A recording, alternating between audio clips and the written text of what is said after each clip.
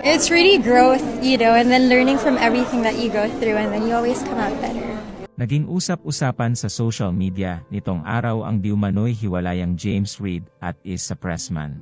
Ito ay matapos mapansin ng mga netizens na hindi na naka-unfollow sa isa't isa sina James at Issa sa kanilang Instagram account.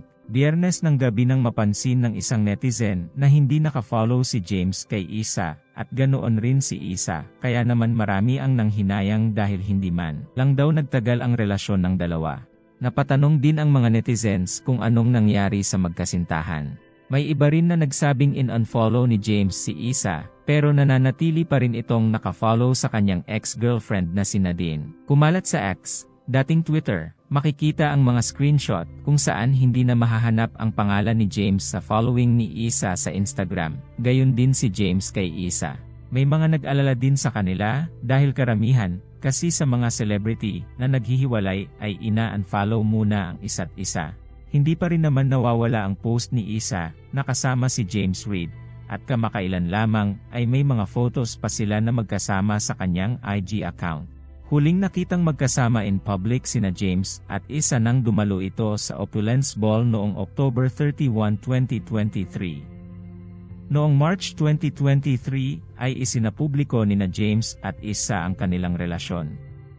Bagamat marami ang sumuporta sa kanilang relasyon, ay marami rin silang nakuhang kritisismo mula sa mga solid Jaden fans.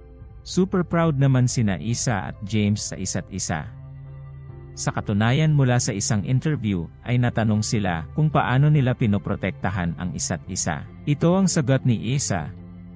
Sometimes it's like a negative thing, but then there is no negative protective like obsessive type of, well honestly, he's obsessed with me, I'm obsessed with him, we're obsessed with each other. Making sure that we eat, making sure that we're eating right. He's making sure that my health is correct because I went through an operation. He makes sure that I don't talk much when I'm not supposed to.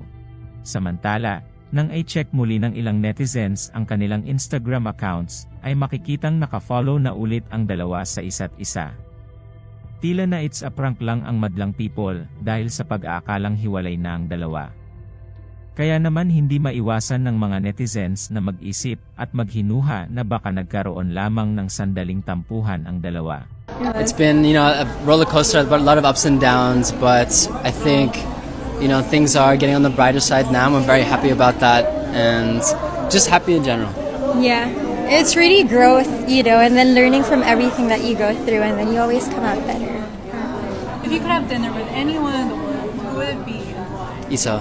I was gonna say you. I knew you were gonna say me, that's why I had to say it first. And then since it's the Burma, to complete the sentence, all I want for Christmas is... You! Ha! Preview. First. Actually, preview because I've already got him, so yes, preview.